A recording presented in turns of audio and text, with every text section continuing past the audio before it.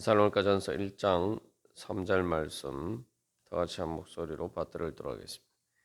너희의 믿음의 역사와 사랑의 수고와 우리 주 예수 그리스도에 대한 소망의 인내를 우리 하나님 아버지 앞에서 끊임없이 기억하미니.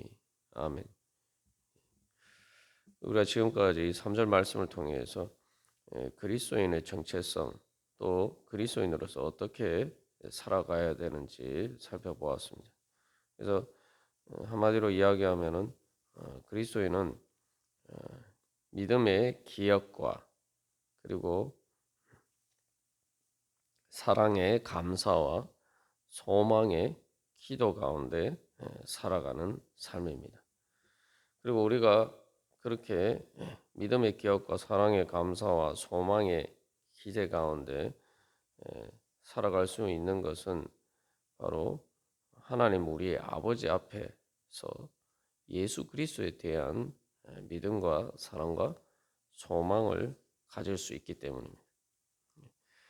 그래서 특별히 이 우리 그리스도인의 정체성과 삶이라고 할 때에 이것을 우리라는 우리 말에 이렇게 초점을 두고 살펴볼 때 그래서 교회라는 것은 바로 특별히 이러한 믿음과 사랑과 소망으로 살아갈 때에 바로 무엇보다도 하나님 우리 아버지 앞에서 이 성도들 간의 관계 또 성도들 간의 관계뿐만 아니라 또한 예수님을 믿지 않는 또한 세상을 향한 그런 세상 사람들과의 관계 이 두 가지에 있어서 우리가 이 믿음의 역사와 사랑의 수고와 또 소망의 인내로 우리가 감사하고 또한 기억하고 기도하면서 우리가 교회를 이루어 가는 것입니다.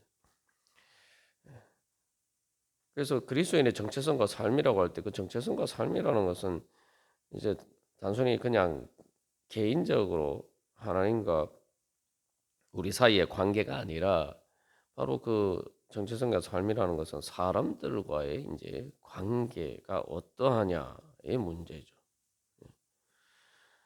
그래서 믿지 않는 사람들과의 관계는 교회가 이제 어떻게 하나님의 복음을 전파하는 그러한 자리에 서느냐의 문제고 또 성도들 간의 관계는 어떻게 또 교회가 안에서 우리가 믿음이 성장해 가느냐 또 그렇게 믿음이 성장할 수 있도록 양육하느냐의 이제 문제죠. 그래서 이 모든 것은 이제 또한 이 예배에서부터 출발하는데 우리가 주님 앞에 드리는 예배라는 것이 바로 하나님 우리 아버지 앞에 서는 훈련을 하는 거죠. 세상에서는 사실은 우리가 어, 자꾸 세상에 살다 보면은 하나님 우리 아버지 앞에서 살아가는 것이 아니라 이 세상을 보고 살아갈 때가 많습니다. 그리고 자꾸 세상에 살다 보면은 하나님 우리 아버지 앞에 있다, 내가 서 있다라는 사실을 자꾸 잊어버리고 살게 될 때가 많습니다. 그렇기 때문에 우리가 특별히 주일이나 또한 다른 교회 모임이나 예배를 통해서 또 내가 개인적으로 하나님께 말씀을 보고 또한 기도하고 또 주님과 만나는 모든 시간들은 끊임없이 내가 꼭 예배 드릴 때뿐만 아니라 내가 신앙생활뿐만 아니라 내가 현실의 삶 속에서 살아갈 때에도 언제 어디서나 하나님 우리 아버지 앞에 있다라는 것을 늘 이렇게 기억하고 또한 그래서 감사하면서 기도하면서 그렇게 믿음과 사랑과 소망으로 살아가는 이 훈련을 하는 것입니다. 그래서 예배라고 할 때에 또 그래서 이 예배가 하나님의 은혜 보좌 앞에 서는 것이다라고 할 때 지성 이스라엘 백성들이 그 예배 자리가 성소죠. 근데 그 성소가의 가장 핵심되는 자리가 어디입니까? 바로 지성소예요. 지성소에 하나님의 영광이 임재하는데 그래서 지성소에서 바로 이스라엘 백성들이 광야에 있든지 어디 있든지 간에 늘 하나님의 영광의 임재 가운데 살아간다라는 거죠. 그럴 때 이스라엘 백성들은 광야에서 살아도 하나님의 보호하심과 그 하나님의 구름 기둥과 불 기둥을 통한 그 하나님의 사랑의 품 안에서 또 하나님께서 그 인도하시는 손길 가운데 있다는 거죠. 그러니까 광야에서 살아도 하나님의 영광이 그들 가운데 임재했을 때 광야가 아닌 것처럼 광야에서는 죽을 수밖에 없지만 그러나 광야에서도 그들은 죽지 않고 또 가나안 땅을 향해서 살아갈 수가 있었던 것입니다. 그래서 그 지성소에 하나님의 영광이 임재하는 그 자리가 바로 하나님의 은혜의 보좌죠. 그게 바로 이제 교회의 가장 중심이고 또 교회가 서는 자리입니다. 또 그것을 통해서 교회가 이루어지고 또 하나님의 백성으로서 우리가 자리매김할 수가 있는 것이죠. 그렇기 때문에 우리의 결국 모든 신앙생활은 늘 우리가 하나님 우리 아버지 앞에 서는 것이다. 자, 그래서 하나님 우리 아버지 앞에 이제 선다라고 할 때 그래서 이제 우리가 앞에 기억과 관련해서 이제 성찬식의 이 의미를 이제 살펴보았습니다만 성찬식도 결국 이 믿음의 기억과 사랑의 감사와 소망의 인내를 표현하는 예식이죠. 이게 성찬식을 기본적으로 예수 그리스도께서 우리를 행하신 위해서 십자가를 지신 그 십자가 구속의 은혜를 기념한다라고 하는데 기념한다는 말이 이제 말 그대로 문자 그대로는 이제 기억한다는 말이에요. 그것을 믿고 기억하면 때 어떻게 됩니까? 그 다음에 자연스럽게 뭐가 따라오죠? 예수님을 통해서 베풀어 주신 그 은혜에 감사하면서 사랑한단 말이죠. 그럴 때 이제 우리가 마치 그 떡과 포도주 우리가 이 식욕이라는 것이 처럼 내가 주님을 사랑하는 열정이 주님과 하나가 되는 열정이 생기게 되고 그리고 그렇게 할 때에 우리가 주님께서 나에게 살과 피를 주시는 것이 십자가에서 과거에만 주신 것이 아니라 오늘 현재에도 나에게 그런 여전히 동일한 은혜를 베풀어 주시고 그리고 그럴 때에 결국 그 성찬식은 이제 소망의 기도죠. 소망의 기도 무엇을 소망하는 것입니까? 예수님께서 재림하셔서 마지막 결국 이루어질 그 하나님 나라에서 영원한 어린 양의 혼인 잔치에서 주님과 함께 우리가 그 즐거워하면서 천국의 식탁 자리에 우리가 함께하는 것, 그 천국 잔치의 자리에 함께할 것을 이제 소망하면서 또한 기도하는 것입니다. 그래서 이 모든 이제 예배나 성찬식은 그래서 그 행렬의 자리가 하나님 우리 아버지 앞이다라고 할 때 그것은 또한 이 성도들 간의 관계, 사람들과의 관계를 통해서 이루어집니다. 그래서 특별히 이제 성도들 간의 관계, 다른 사람들과의 관계에서 우리가 믿음과 사랑과 소망으로 하는 것이죠. 그래서 그럴 때의 믿음으로 주님의 일을 하고 또 사랑으로 또 수고하고 예수 그리스도에 대한 소망으로 인내하면서 우리가 또 교회를 통해서 하나님께서 우리에게 맡겨주신 그 사명을 감당할 수가 있습니다. 그래서 하나님에 대해서 우리가 하나님 우리 아버지다라고 하면은 우리 아버지라고 하기 때문에 또한 하나님이 내 아버지일 뿐만 아니라 다른 성도들의 아버지고 또 4절에서 이제 하나님의 사랑하심을 받은 그 너희를 택하심을 아노라라고 하는데 아직 예수는 지금 현재로서는 예수를 믿지 않지만 예수님을 믿게 될 사람들에 대한 믿음, 그죠? 을 가지고 우리가 일을 해야 되는 거죠. 그래서 이 사람들을 볼 때마다 바로 하나님께서 우리 아버지다. 그러니까 뭐예요? 하나님이 내 아버지 되시듯이 우리 다른 성도들의 또한 아버지다. 그러니까 내 형제 자매다. 우리가 이것을 기억해야 됩니다. 그리고 그렇기 때문에 그런 믿음을 가지고 살아야 되고, 또한 내가 아직 예수를 믿지 않는 사람들도 하나님께서 사랑하셔서 주님 앞으로 불러주셨다. 이것을 기억하고 믿고 우리가 또 기도하고 또한 전도하고 그렇게 해야 되는 거죠. 그래서 예수님께서 나를 잊지 않고 기억하신 것처럼 또한 다른 사람들도 잊지 않고 기억하시고 주님 앞에 불러주신다.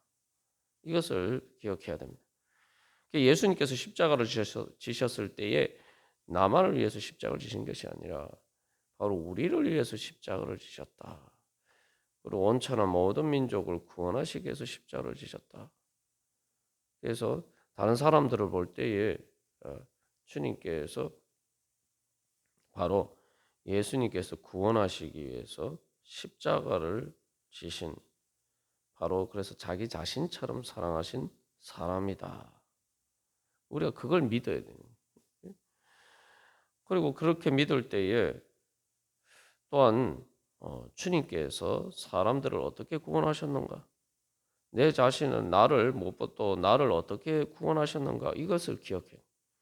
그것을 기억할 때에 또 주님께서 나를 통해서 우리를 교회를 통해서 사람들을 어떻게 구원하시고 또한 어떻게 또한 믿음 가운데서 자라가게 하실 것이다. 나를 지금까지 믿음으로 자라게 하신 것처럼 주님께서 또 다른 사람들도 나를 통해서 우리를 통해서 그렇게 인도하실 것이다. 우리가 이제 그 믿을 수가 있는 거죠.